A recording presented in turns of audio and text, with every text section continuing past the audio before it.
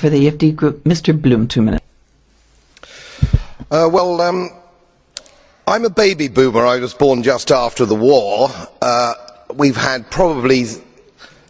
probably had the longest period of peace and prosperity globally, I would say, from that time. I've put a little bit of modest money away so I can hand something down to my family when I pass on, largely because I've never spent more money than I've earned, and I've been prudent, and I've worked moderately hard. Now, it always seems to me as a complete surprise to politicians how countries get in debt. Let me explain, because I don't think you really understand it. It's because politicians consistently spend more money than they raise in taxation, more money than they can possibly raise in taxation, most of which, in point of fact, they actually waste. The reason we're talking about countries which are broke, and they are broke, is because their ridiculous, ineffective, ignorant politicians consistently spend more money than they can raise, and then they borrow, and worse, they then print money because politicians and their central banks have a machine which prints money. You do that as a private citizen and it's a criminal offence. You would go to prison for doing that, and politicians and their central banks do it all the time.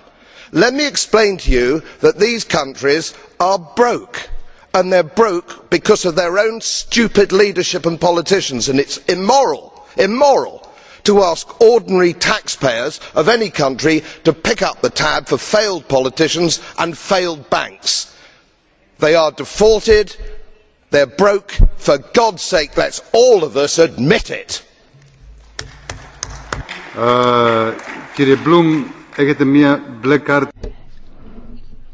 Mr. Bloom? Yes, well, thank you very much. Mr. Goebbels is brandishing his blue card. You accept the question? Mr. Goebbels, 30 seconds.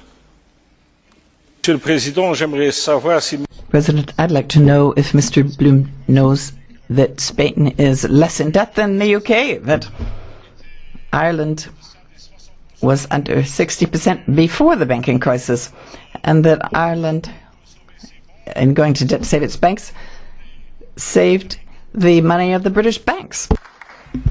Absolutely right. Absolutely right. I wasn't suggesting my politicians were any less stupid than anybody else. It's an absolute disgrace. And it wasn't even debated in our national parliament to actually rescue these bust banks. If you want to invest in bust banks, do so with your own money, not money from my old age pensioners in Yorkshire on 98 quid a week. You scoundrels.